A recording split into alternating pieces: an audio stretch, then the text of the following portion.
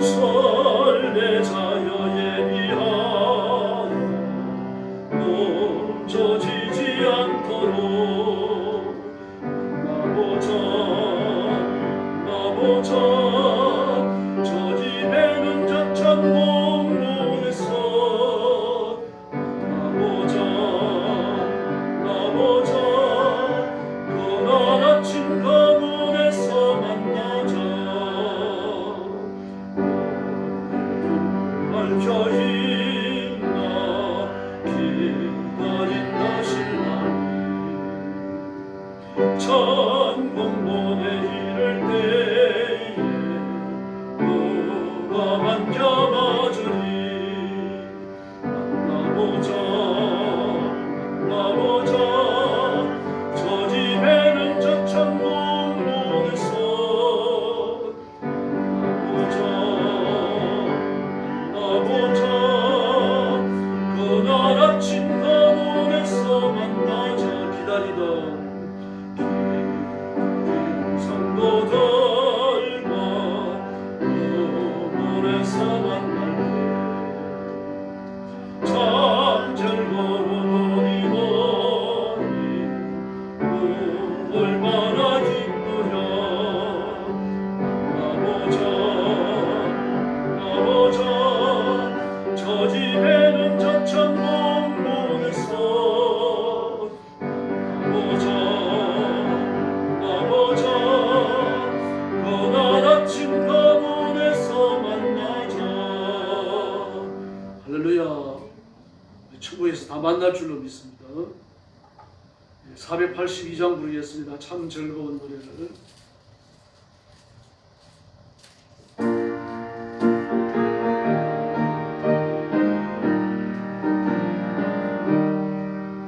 참 즐거운 노래를 높이 불러서 이 세상 사는 동안 주 찬양하겠네.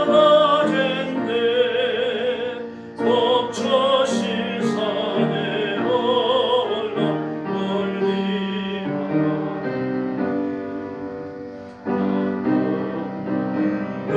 요단강 또렷이 보이네.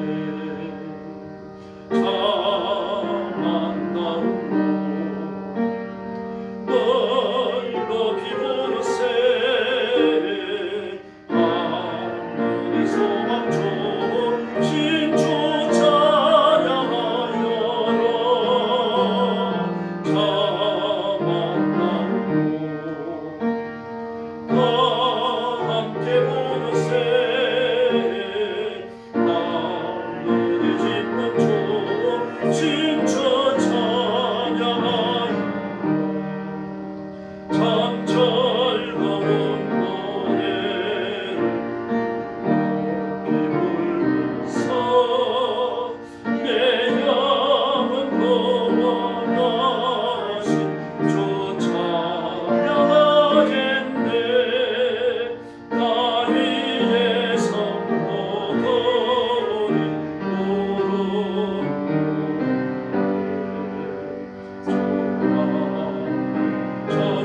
천사들 다 바라봐겠네. 아멘. 참 만나고 널 높이 불러세. 하늘의 소망 다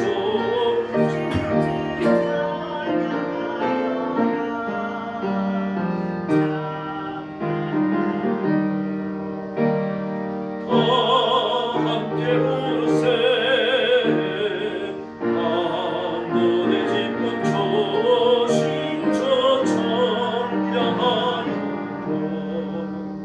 참 즐거운 노래를 높이 불러서 만왕의 왕 되신 주 나 찬양하겠네. 걸어가는 노래 들려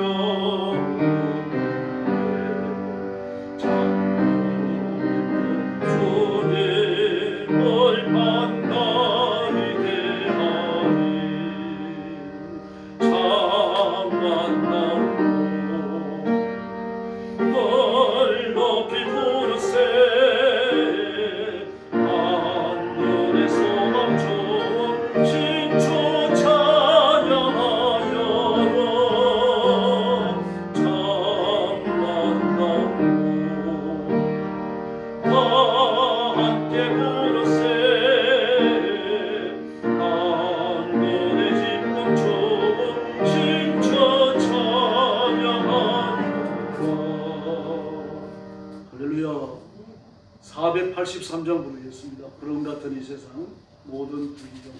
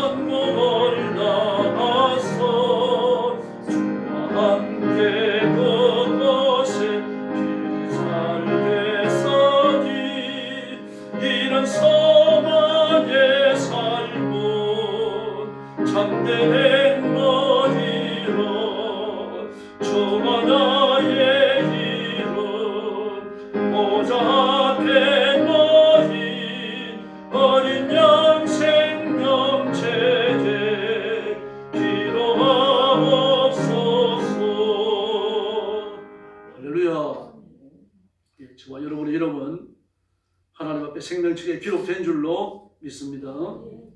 486장 부르겠습니다. 이 세상에 근심된 일이 많고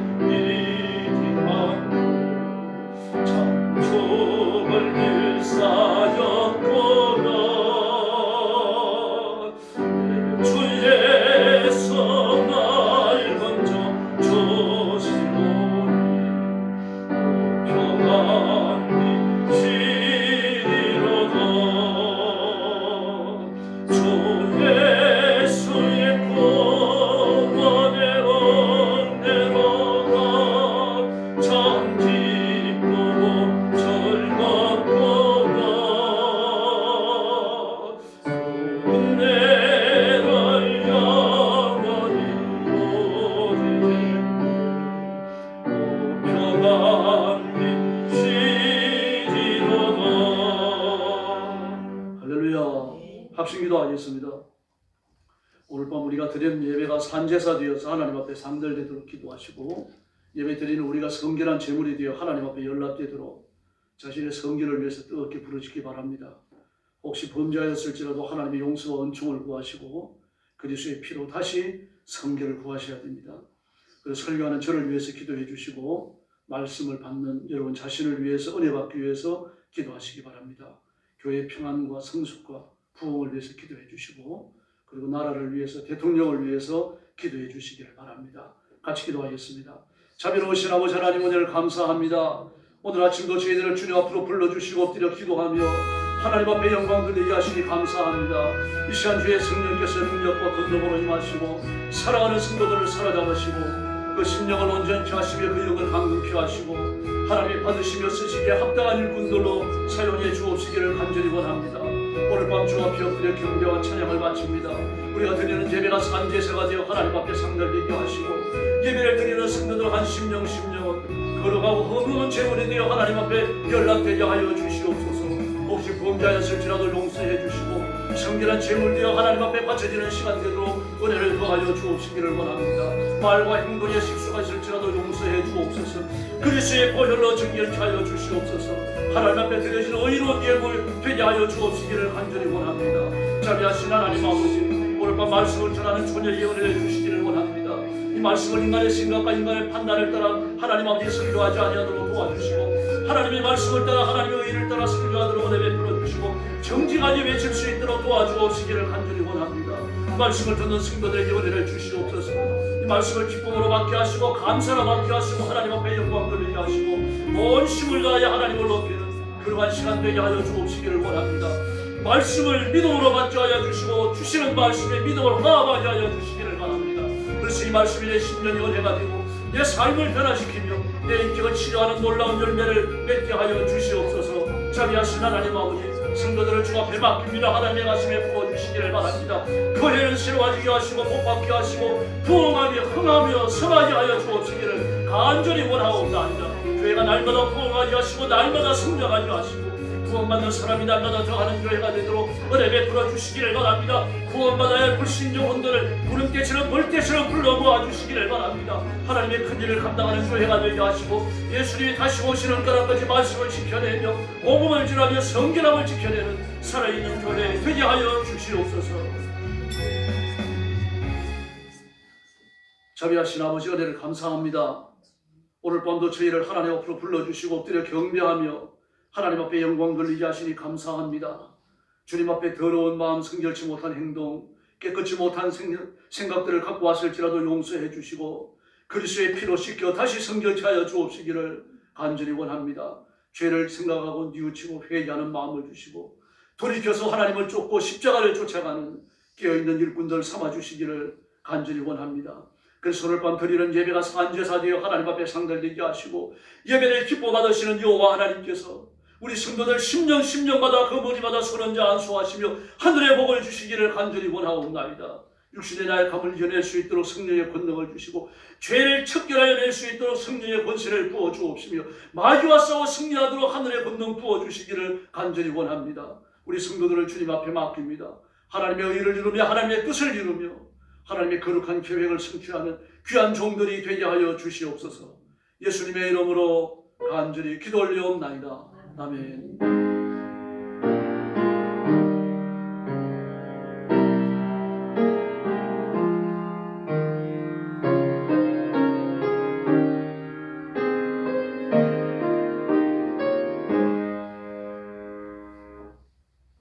하나님 말씀 묵독합니다.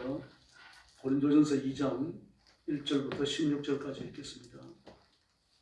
우리 새벽 예배 때처럼 돌아가면서 한 분이 몇 절씩 읽도록 그렇게 하겠습니다. 1절부터 제가 먼저 봅니다. 형제들아, 내가 너희에게 나아가 하나님의 증거를 전할 때에 말과 지혜의 아름다운 것으로 아니하였나니 내가 너희 중에서 예수 그리스도와 그의 십자가에 못 박히신 것 외에는 아무것도 알지 아니하기로 작정하였습니다. 내가 너희 가운데 거할 때 약하고 두려워하고 심히 떨었노라. 내 말과 내 전도함이 설득력이 있는 지혜의 말로 하지 아니하고 다만 성령이 나타나신가 능력으로 하여 너희 믿음이 사람의 지혜에 있지 아니하고 다만 하나님의 능력에 있게 하려 하였노라.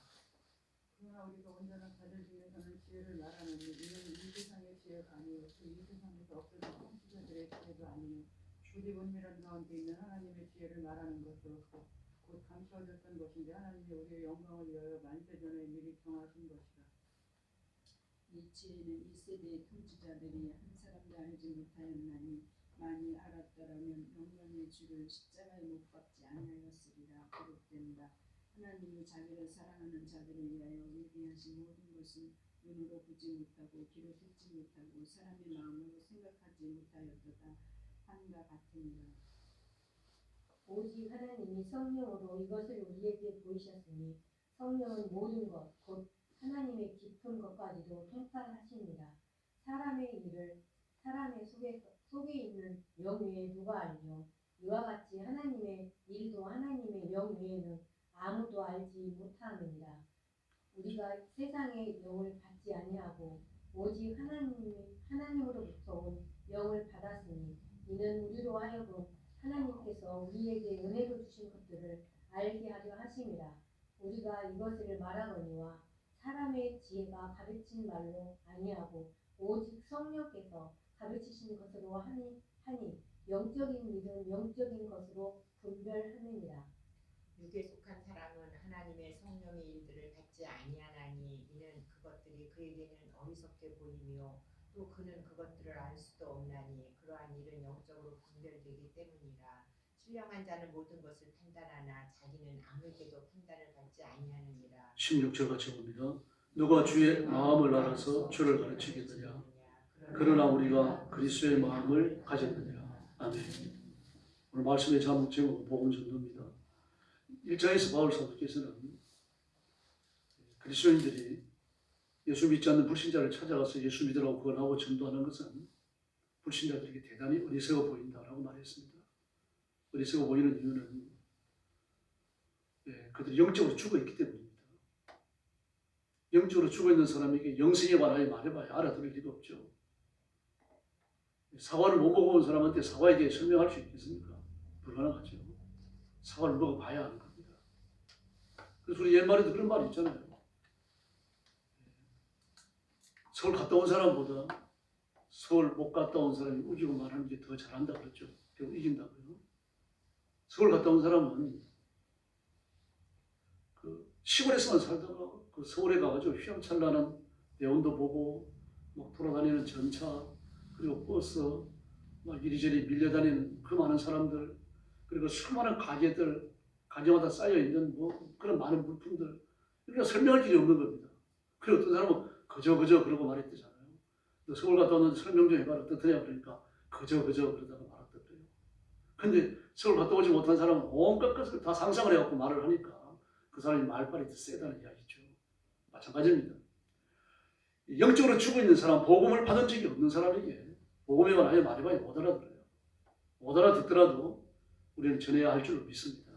왜 그렇습니까? 말씀은 성령의 검이기 때문입니다. 내 검이 아닙니다.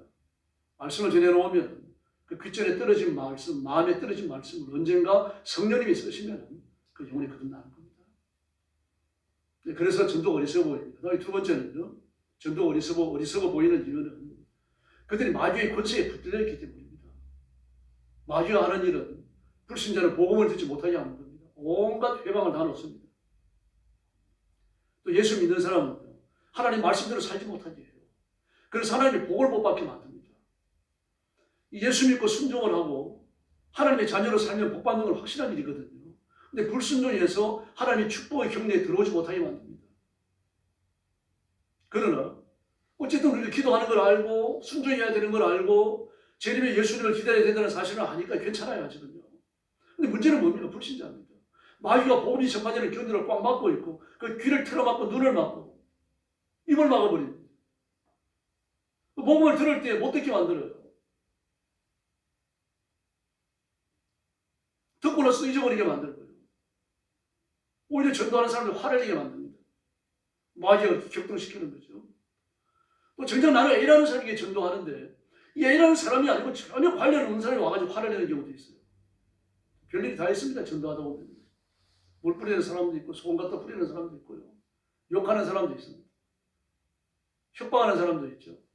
조롱하고 놀리는 사람도 있습니다. 마귀가 그렇게 복음을 못 듣게 만드는 겁니다. 그래서 우리가 어떻게 아무리 세련된 전도를 하더라도 세련된 전도는 존재하지 않습니다. 어떤 전도를 하든 불신자에게는요 미련하게 보입니다. 그 세련되다, 뭐 현대적이다, 뭐 포스트 모던적이다라고 하는 건 우리 눈에 그런 겁니다. 믿는 사람 눈에 그렇게 보이는 거죠. 불신자 눈에는 다 똑같습니다. 전도자는 건네면서 예수 믿으세요 하는 거나 뭐 세련된 방식으로 뭐 예수 믿으세요 하는 거나 똑같아요. 우리가 하나님의 자녀가 되어져서 영생을 얻고 죄 용서함을 받았고 하나님의 백성이 됐잖아요. 천국에 가지 않습니까? 우리는 엎어졌어도 뒤집어졌어도 우리가 갈 때는 천국밖에 없습니다. 그러므로 이미 믿은 사람에게는 두 가지밖에 없어요. 매맞음에 가든지 칭찬 들음에 가든지. 우리가 선택하는 겁니다. 그럼 불신자는요. 예수 믿지 않으면 영원한 지옥입니다. 마귀는 이 사실을 불신자가 깨달을까 봐 노심초사하는 거죠. 그래서 철통방어를 하는 겁니다. 그래서 복음은 전달되어지는 그 순간 불신자들에게 어리석어 보입니다.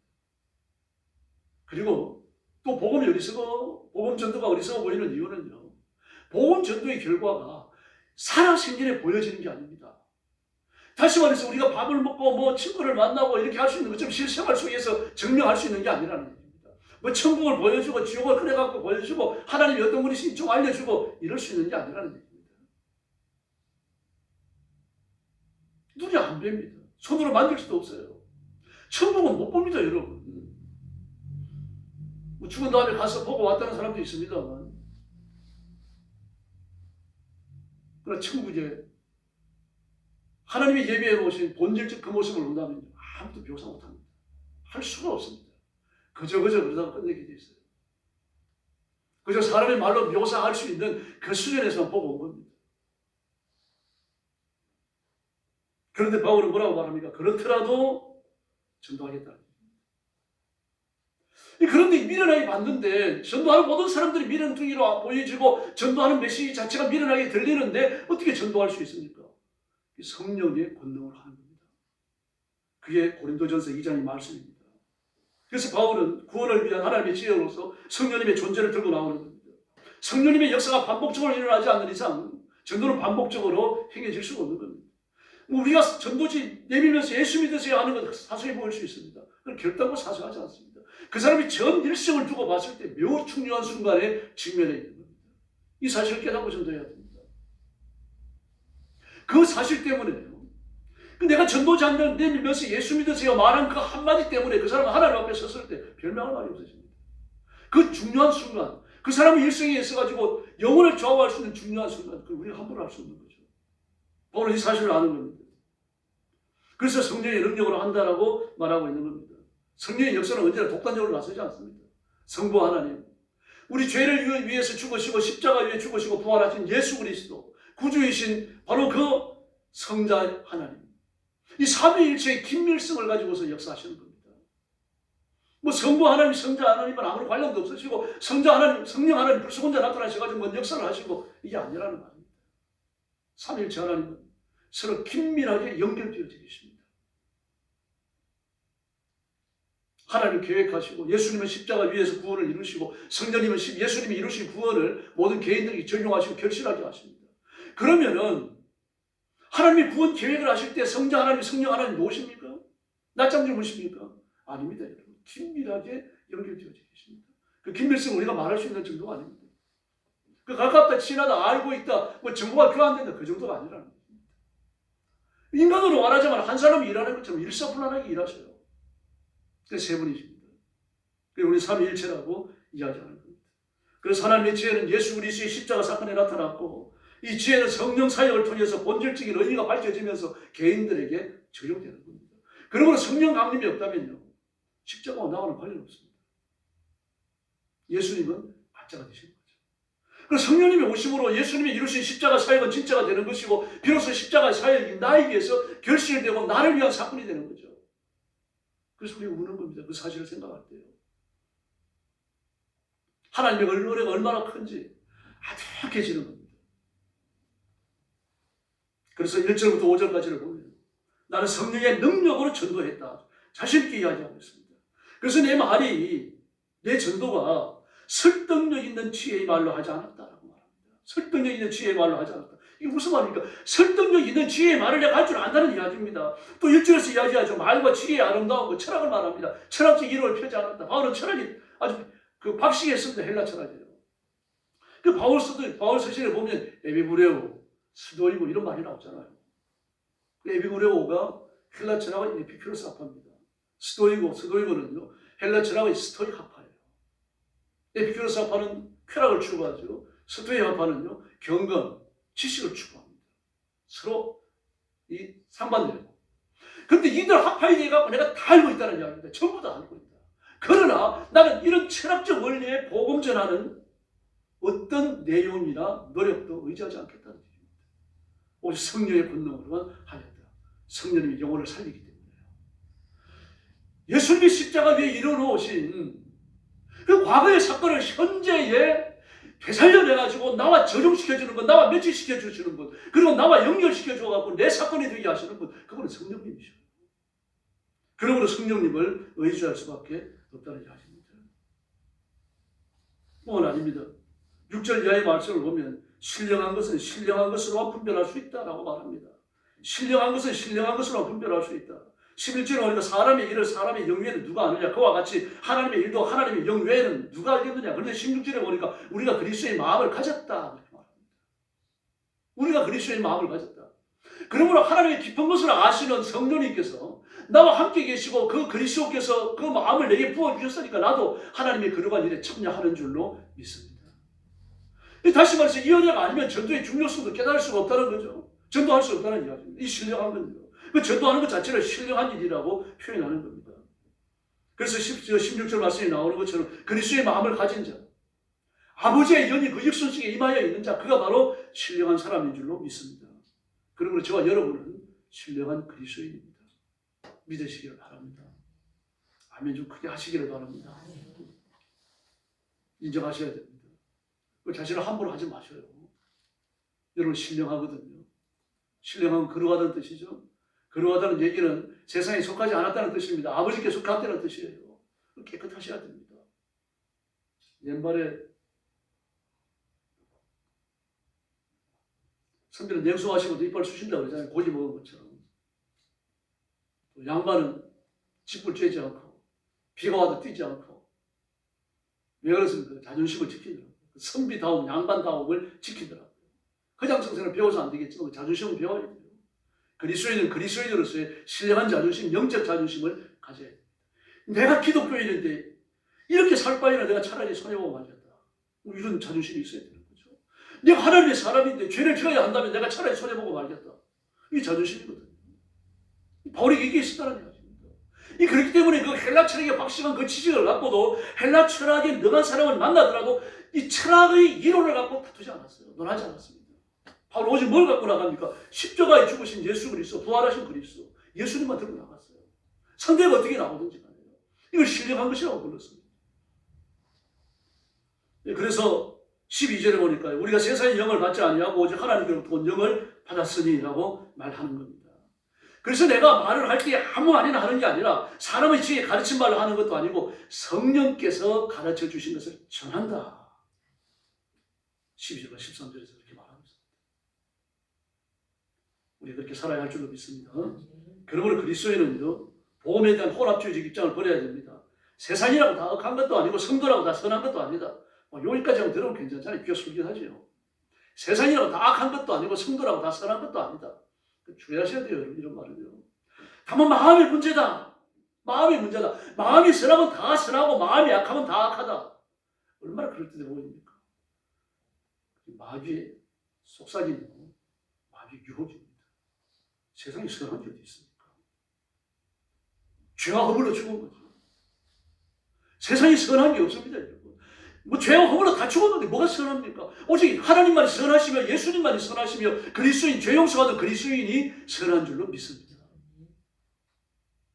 세상이 선한 게 아닙니다. 그리고 예수 믿는 사람이 다 선한 게 아니다. 아닙니다, 여러분. 예수 믿는다고 신앙을 고백했으면 그 사람은 착한 줄로 믿습니다. 얼마만큼 착합니까? 천국에 갈 만큼 착해요. 철학적 이론을 따라서 도덕적 이론을 따라서 윤리적 잣대를 따라가지고 사람이 착하다고 하더라도요. 천국 문고리도 못 만집니다. 예수 믿는 사람만 저와 여러분이 천국에 이를 줄로 믿습니다. 그러므로 우리는 다원주의적 입장을 가지면 안 됩니다. 세상이라고 다 악한 것도 아니고 믿는 사람이 다 선한 것도 아니다.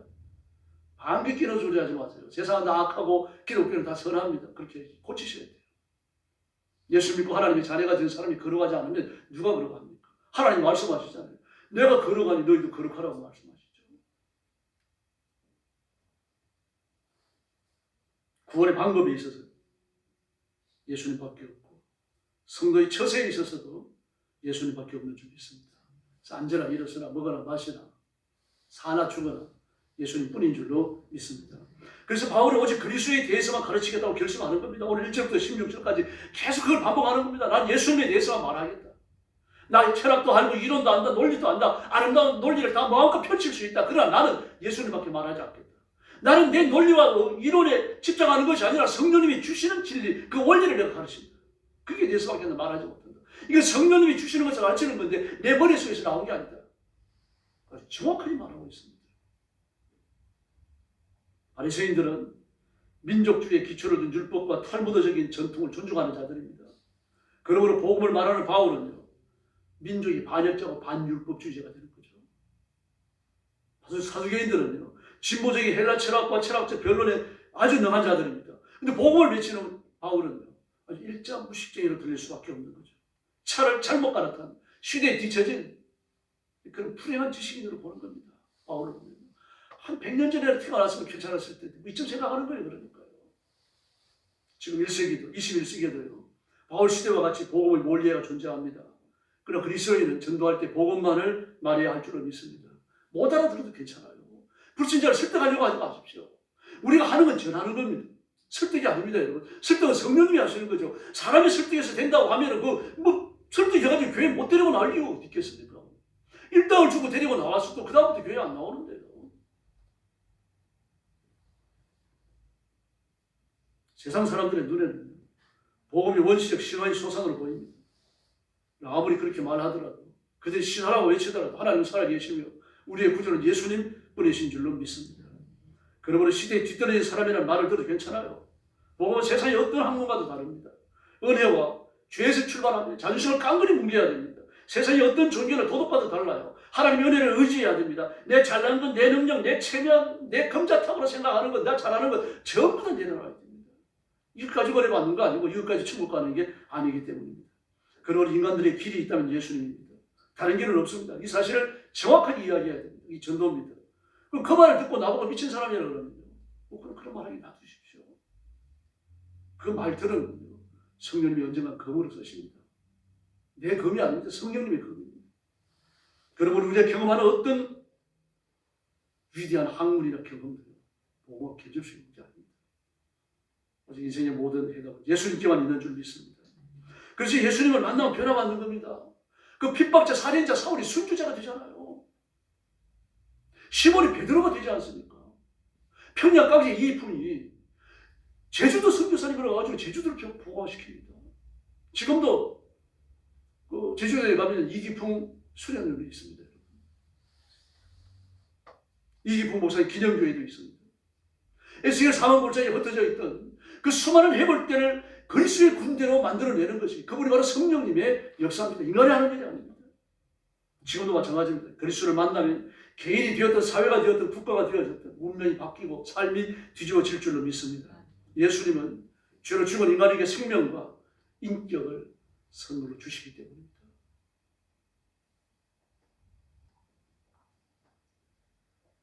지금 윤 대통령이 서울구치소 제가 한 달에 한두 번씩 가는 그 구치소에 계십니다. 거기 갇혀서 뭐 하실 것 같습니까? 인생에 휘황을 드시고 검찰총장 출신이잖아요. 법에 대해서 아주 박식합니다. 자기가 법적으로 어떻게 억울한 처지인지 알아요. 공수처장은 그 욕을 좀 들어야 먹어야 돼. 진짜 망할 놈입니다. 왜 그러면 공수처 어떤 법도요. 어떤 죄인도 수사할 힘이 없어요. 그걸 내란죄를 수사한다. 말하자면 이제 죄송합니다. 미친 개 같은 짓을 하고 있는 거예요. 그걸 제가 아는데 우리도 매스컴을 들어서 아는데 그 대통령이 그걸 모르겠어요. 잘 알고 있죠. 그럼 그 사람을 죽일 수 있는 법을 연구합니까? 법도 연구하겠죠. 그러나 그 누구한테 맡깁니까? 변호사한테 다 맡깁니다. 대통령. 하루 중 가장 많은 시간을 성경 읽는데 할애한다 그럽니다. 목사도 아니고 성경을 읽는다 그래요. 성경을 묵상하면 마음이 복잡해진다 그랬답니다. 성경을 묵상하면 마음이 복잡해지는데 성경을 읽으면 마음이 깨끗해진다 그럽니다. 그 성경을 한 구절 읽고 그것이 무슨 뜻인지 묵상하려고 하면 잡생각이 들어오는 거죠. 그래서 성경을 읽어가는 동안 잡생각이 사라진다는 얘기입니다. 그분이 구치소에 계시는 건 참 안타까운 일입니다. 오히려 전화비문이 될 수 있죠. 대통령을 위해서 계속 기도해 주시기 바랍니다. 그래서 삶의 그 부르닥치는 모든 환난의 비바람, 마귀가 가지고 오는 어떤 시험이라도요, 그리스도는 이겨낼 수 있어요.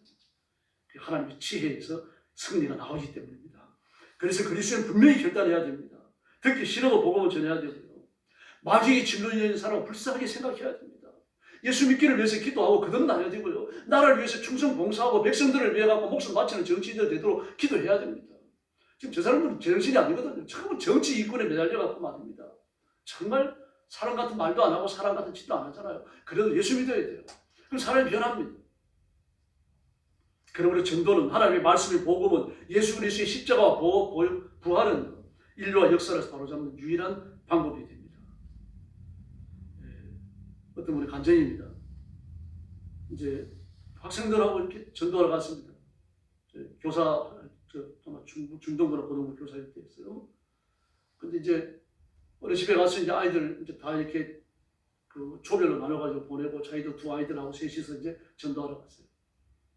근데 초리를 걸으니까 서로 이렇게 어떤 좀 연만해 보이는 노인 할머니 한 분이 이렇게 내다보고 누구세요? 그러니까 어느 교회 누구입니다. 예수 믿으시라고 말씀드리려고 왔어요. 그랬더니 뜻밖의 말을 하는 겁니다. 아, 예. 그런데 세상 만물이 다 신이 있잖아요. 근데 우리 옹교끼리 예, 그래 버렸습니다. 자기도 모르게요. 이게 이제 한국인이 그런 겁니다. 세상 만물이 다 신이 있잖아요. 그럼 예수 믿을 필요 없죠. 다 신이 있는데요. 그리고 나서 전도를 하려고 그러니까 혀가 꼬이는 거죠. 말이 제대로 안 되는 겁니다. 마귀의 올무에 덥석 빠져버린 겁니다. 무슨 말을 하더라도 예수 믿는 것 말고는 다른 길이 없습니다. 그 말 꼭 해야 됩니다. 누가 뭐라고 말하더라도요. 온갖 언변을 다 늘어놓더라도 예수 안 믿으면 소망 없습니다. 예수님만이 주님입니다. 그 얘기 해야 됩니다. 근데 그 말 한마디 안 했거든요. 그 말 할 찬스를 놓쳤어요. 찬스를 놓치고 나니까 그냥 뭐 말이 이리 꼬이고 저리 꼬이고 전도 안 되죠. 애들 둘이 보고 있는데 얼굴이 벌려가지고 있다가 그냥 돌아나오는 거죠. 큰 교훈이 됐었거든요. 우리 기독교의 속죄관에 대해서 십자가에 대하여 부활에 대하여 분명한 지식을 가져야 됩니다. 다른 종교에 이런 게 없어요, 여러분. 다른 종교의 대속이 어디 있습니까? 다른 종교의 부활이 어디 있어요? 없습니다, 여러분. 뭐가 있습니까? 전생이 있죠. 내생이 있고요. 그 무당 종교라든지 자연 종교에 그게 있을 뿐입니다. 부활이 어디 있습니까? 그러므로 우리가 예수님 말고는 구주가 없다는 사실을 깨달아야 합니다. 또 하나 기억해야 될 게 있습니다. 이 세상은 전도해야 될 장소고요. 내가 만나는 모든 사람은 전도의 대상입니다. 전도 안 받아도 괜찮을 사람은 아무도 없습니다. 아마 김정은도 복음을 수없이 들었을 거예요. 어디서 들었겠습니까? 유럽에서 들었죠. 그러니까 유럽에서 공부하고 있는 동안 복음에 대해 한 번도 못 들었을 거예요. 저는 그렇게 생각 안 합니다. 이 세상에 살고 있는 모든 자연인은 예수 믿지 않는 불신자들은 뭐 지위나 능력이나 인종이나 국경에 관계없이 멸망한 죄인입니다. 분명한 그 사실을 파악하고 있어야 돼요. 대학 교수라고 하더라도 예수 안 믿으면 그 지옥이 버려지는 겁니다. 그러면 아무리 공부를 많이 하고 학위를 더블로 갖고 있다 그러더라도 당신도 예수 안 믿으면 지옥 가요 라고 말할 수 있어야 돼요. 그게 당당함이죠. 상대의 귀에 눌릴 필요 없어요. 성령님이 내 육신 안에 계시잖아요. 나는 복음을 가졌고 나는 하나님의 자녀고 하나님은 내 아버지십니다. 그러면 됐죠. 왜 사람의 귀에 눌립니까? 사람의 귀에 눌리지 마세요. 하나님의 귀에 눌려야죠. 미국이나 프랑스 같은 전통적인 기독교 국가라도 구원의 대상이에요. 교회 내에도 거듭나지 못한 사람이 무수히 많습니다. 독일 교회는 그 전도 안 합니다.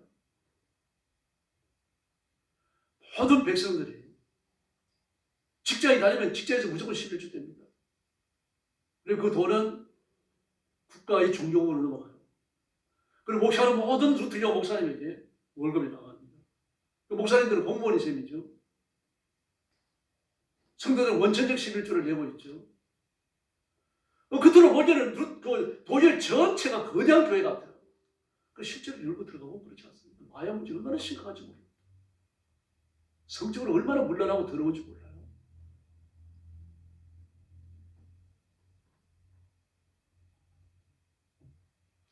전도가 필요 없는 나라는 어디도 없습니다. 우리나라도 마찬가지예요.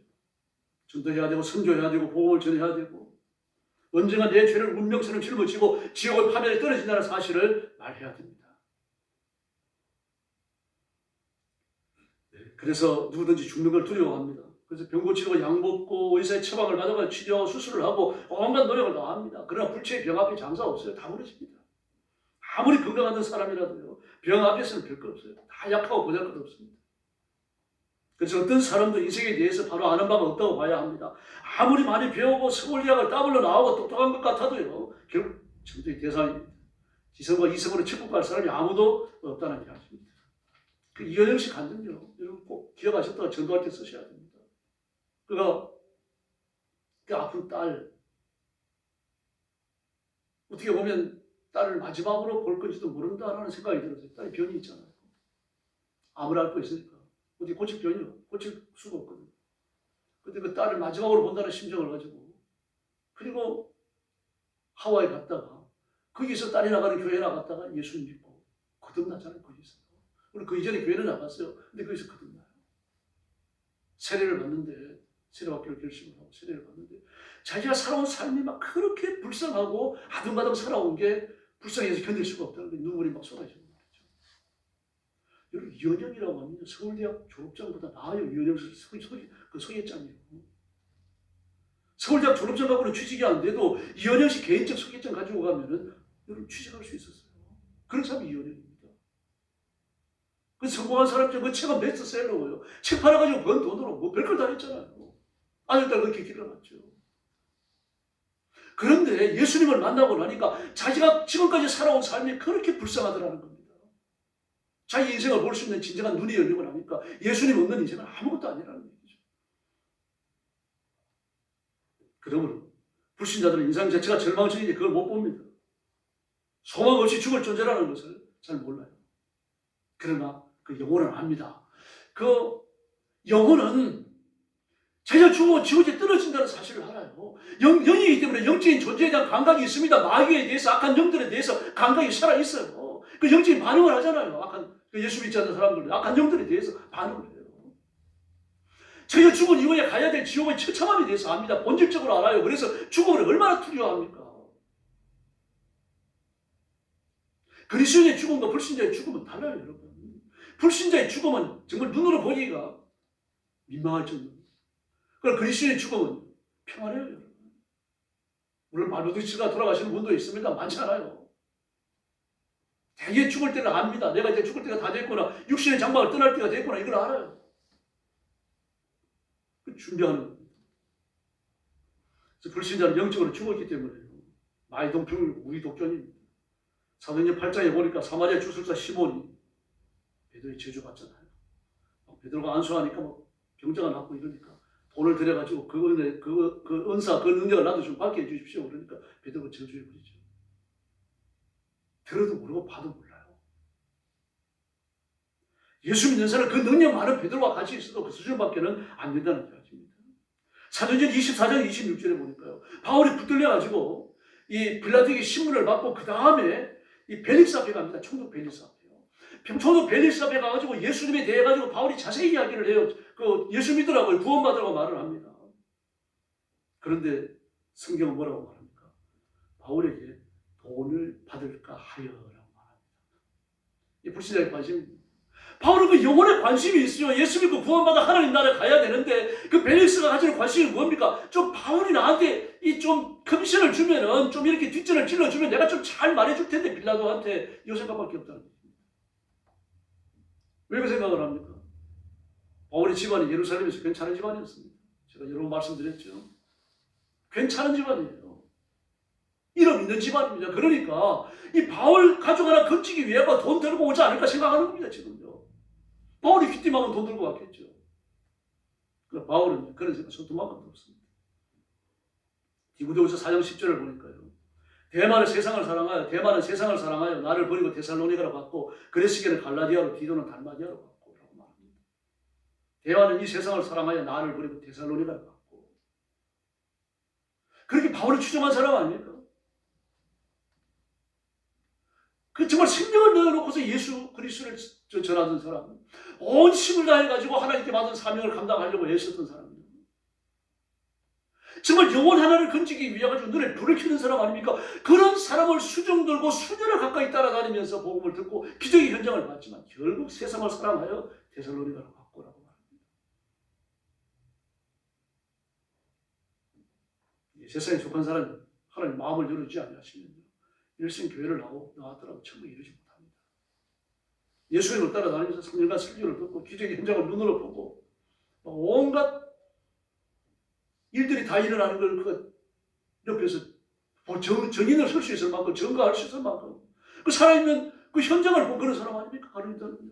근데 결정적 순간에 그리스도를 배신하고 원삼지에 팔아넘겨 버립니다. 그리고 얼마나 마음이 괴로웠던지 하나님께 회개할 기회를 주신 거죠. 그 뉘우치고 싶은 마음, 괴로운 마음이 있으니 회개가 안 됩니다. 그렇게 목매가고 죽고 말았어요. 죽음에 대해서 사도행전을 아주 비참하게 표현하고 있죠. 그 천국이 없다는 것입니다. 그리고 해답은 예수님밖에 없는 줄 믿습니다. 오직 예수님만이 사랑과 역사를 변화시킵니다. 일본이 한국을 침략하기 전에요. 식민 침략을 하기 전에 이미 많은 수의 그리스도인들이, 한국인들이 그리스도인이 되었어요. 미국에서 온 선교사님들의 영향을 받아졌죠. 옷차림이 말쑥해졌고 방해같이 지나던 여자들이 밖으로 나와가지고 막 그 교회에 나와서 찬송을 배우고 말씀을 듣고 막 이렇게 영적으로 성장하고 막 그 삶이 생활 반경이 넓어지기 시작하는 거죠. 뭐 그러면서 서양의 사상과 문화를 배우기 시작하는 겁니다. 학교에서도 배우고 교회 와서도 배우고요. 잔다르크에 대해 가지고 조지 워싱턴에 대해 가지고 햄버튼에 대해 가지고 민족주의 자유투사에 대해서는 이야기를 현대사와 같이 가르쳤습니다. 세계에서 가장 다이내믹한 성경을 배웁니다. 어디 가서도 배우기 힘든 거죠.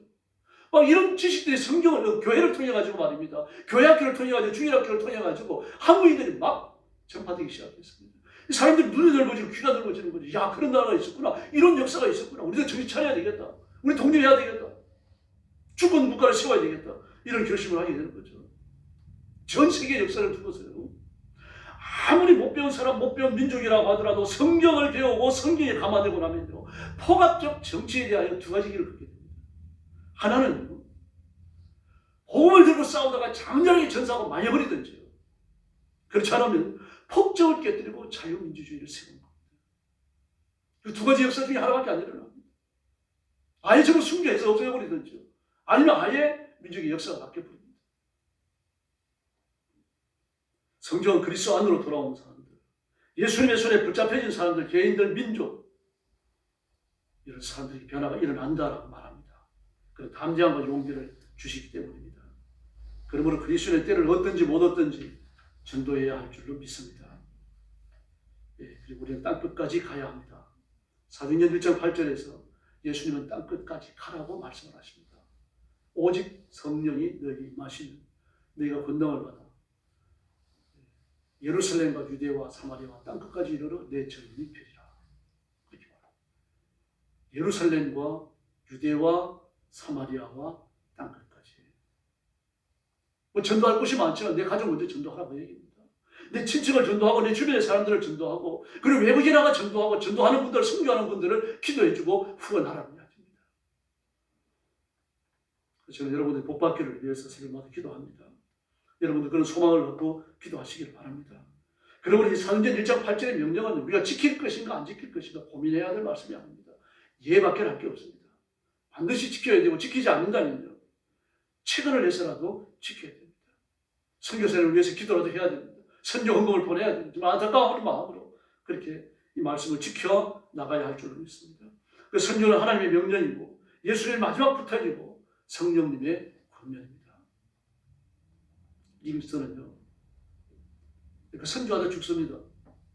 어느 아프리카 토인 원주민 그 오두막을 하나 얻어가지고 거기서 기도하다가 세상을 떠나고 하나님께 부름을 받는데 그 옆에 비망록 하나 펼쳐져 있었어요. 그 비망록을 기도하는 거죠.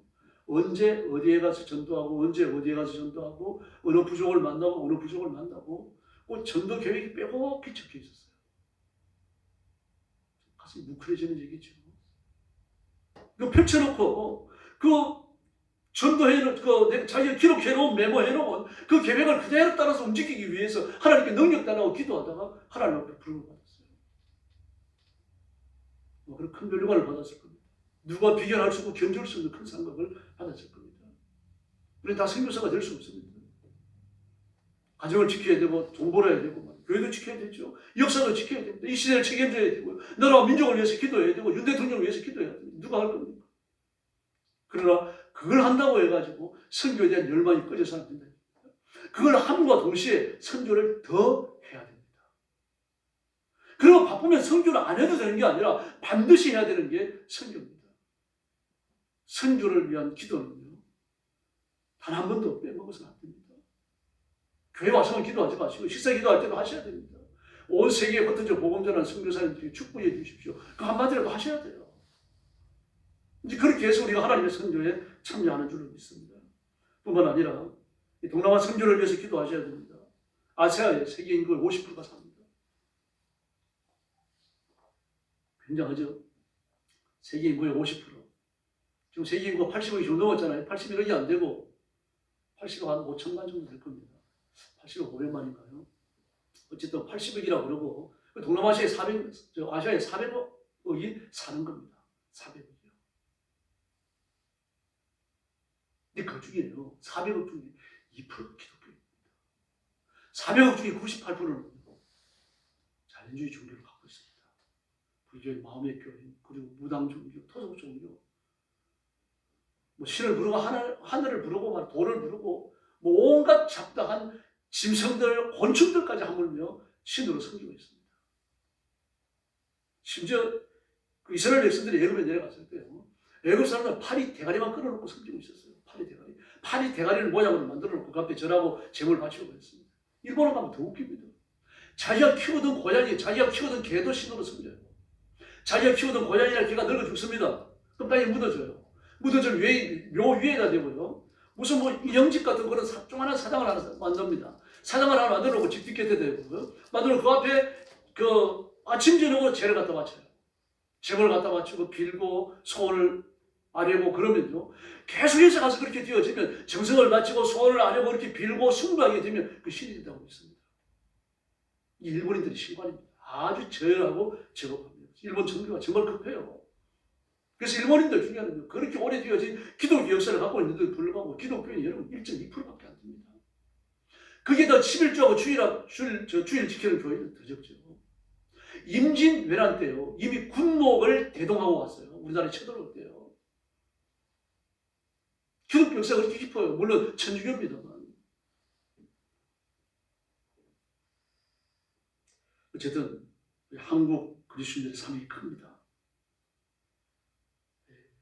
역사적으로 그 수많은 전쟁과 전란과 혁명, 그리고 가뭄, 재해, 재앙 이런 것들을 통해 연단을 시키시고, 그리고 선교의 일꾼으로 쓰시기 위해서 우리 구별해 놓으신 겁니다. 그러므로 선교의 가장 좋은 것은요, 선교할 지역은 해가 가는 겁니다. 다 갈 수 없으니까요, 가 있는 분들을 위해 가지고 기도할 수밖에 없죠. 그래서 선교하는데 많은 이력이 필요하지 않아요. 영혼에 대한 열정이 필요한 겁니다. 무슨 공부를 하고 어디서 훈련을 받고 다 중요합니다. 그러나 정작 영혼에 대한 열정이 없으면 아무것도 아닙니다. 구약 시대부터 그랬습니다. 아브라함은 가나안에 가서 살면서요,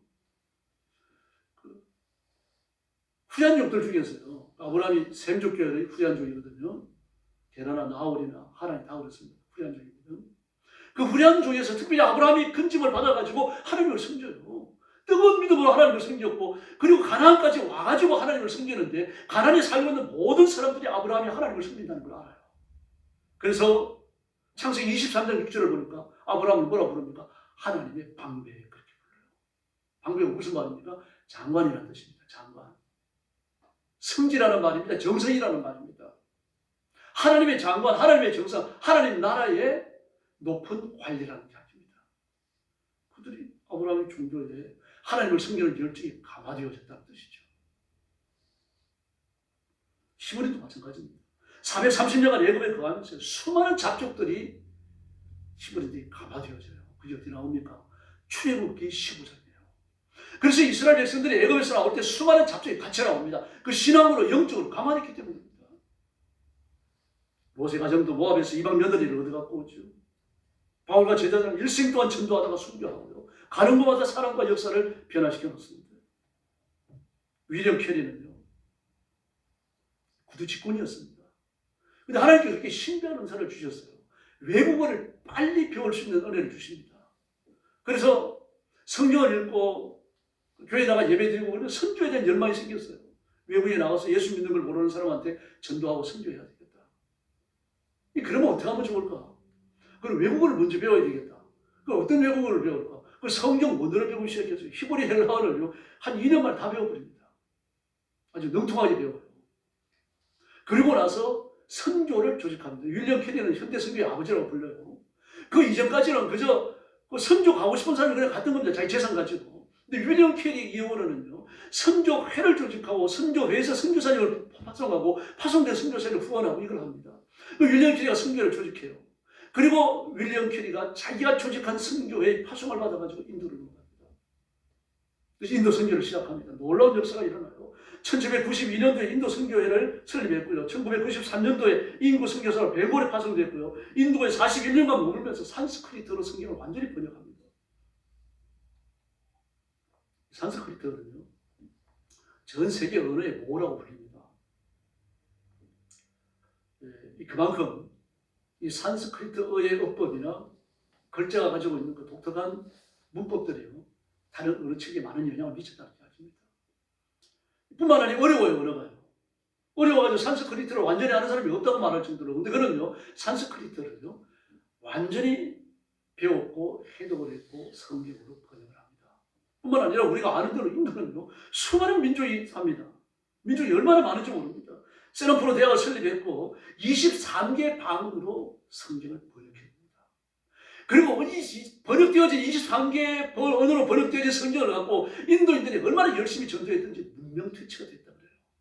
그래서 인도의 문명퇴치의 선구자로 윌리엄 캐리가 상을 받습니다. 인도 왕에게 상을 받아요. 인도 수상이에요. 이처럼 하나님 말씀 앞에 복종하고 말씀을 따라 살면 하나님이 큰 변화를 개인과 주변에 불러일으킬 줄로 믿습니다. 일본 강점기 때요, 우리나라에서 환란을 피해가지고 만주로 많이 도망을 갔습니다. 만주로 도망을 간 그리스도인들이 지금 연결 지역을 전적으로 전도하기 시작했습니다. 그리고 교회가 확산되어지고 설립되어지고 하는 교단을 만들었는데 그게 동아기독교입니다. 침례교회예요. 지금도 그렇습니다. 그 연결 지역은요, 만주 지역이죠. 만주 연결 이쪽 지역에서요, 가정교회를 하고 있는 사람들은 대부분 이 동아기독교 후손들이에요. 놀라워요.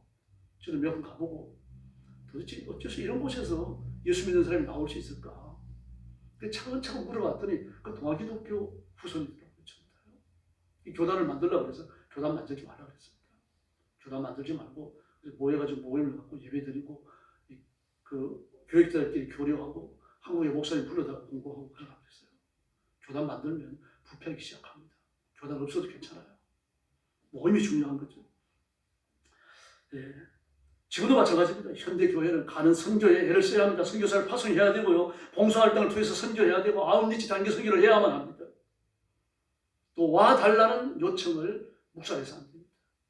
지금도 한국 교회를 향해서 끊임없이 와달라고 하는 데가 있습니다. 이런 요청을 무시해서 안 되는 거죠. 바울은 빌립보 전도를 시작했고 이익부 목사님은 제주도로 갔고요. 제주 사람들이 와달라고 하는 소리를 듣고 갑니다. 이익부 목사님도요. 마르코 폴로도 마찬가지입니다. 그런 세계를 여행하는 사람이었지만 그 마음속에 복음으로 뿌리 깊게 무장하고 있던 사람입니다. 지금도 마찬가지입니다. 그리스도인들은 미국이 되어졌든 중국이 되어졌든 일본이 되어졌든 그리고 아랍권이 되어졌든 복음 전하는 일에 힘을 다하여야 할 줄을 믿습니다. 어쨌든 우리가 선교에 대한 지칠 줄 모르는 열정을 가져야 하고 100년 전 한국을 가슴에 품고 기도하던 미국 여성들의 선교 비전이 대한민국을 복음화했다는 사실을 잊지 말아야 합니다. 그래서 우리도 세계 선교의 꿈과 비전을 가지고 하나님 앞에 존귀하게 쓰임 받기를 예수님의 이름으로 축원합니다. 기도하겠습니다. 자비로우신 아버지 하나님 감사합니다. 우리가 이 땅에 보냄을 받았고 예수 믿는 복을 받았고 또 복음을 전하도록 복음이 위탁되어졌는데 이 일에 게으르지 아니하고 온 열정을 다하여 복음 전하는 데 힘쓸 수 있도록 도와주시옵소서. 세속의 일에 바쁜 사람이 아니라 예수님은 주님이시라고 외치는 일에 우리 남은 시기를 보내고 그리고 사용되고 하나님 앞에 쓰임받을 수 있도록 역사하여 주시옵소서. 그래서 주님 앞에 섰을 때 상받는 종들이 되게 하시고 인정받는 종들이 되게 하시고 여름날 사람을 시원하게 하는 한 그릇 냉수와 같이 아버지의 마음을 기쁘시게 해드리는 귀한 종들이 되게 하여 주시옵소서.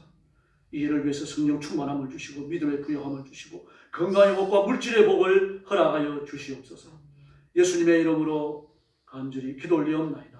아멘.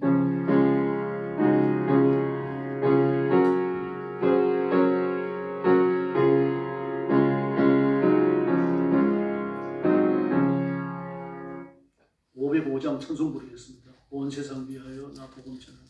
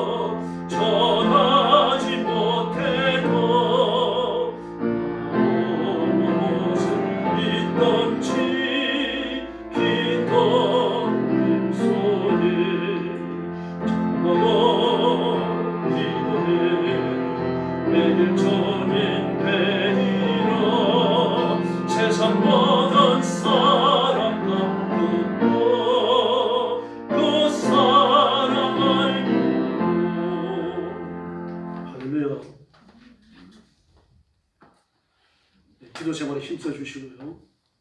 특별히 여러분 자신이 복받기 위해서 기도하시고 교회 부흥을 위해서 힘써 기도해 주시기 바랍니다. 부흥의 문을 열어주시고 뜨겁고 열정을 회복하는 교회가 되도록 그렇게 기도해 주시기 바랍니다. 그리고 윤석열 대통령과 나라와 민족을 위해서 계속 부르짖어 주시기 바랍니다. 옆에 계신 분들하고 인사 나눠주시기 바랍니다. 한번 인사하시죠. 어쨌든 전도합시다. 할렐루야. 머리 숙여서 주님 가르친 기도 드리겠습니다.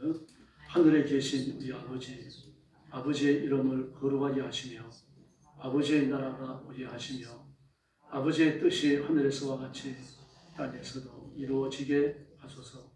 오늘 우리에게 일용할 양식을 주시고 우리가 우리에게 잘못한 사람을 용서하여 준 것 같이 우리 죄를 용서하여 주시고 우리를 시험에 빠지지 않게 하시고 악에서 구하소서.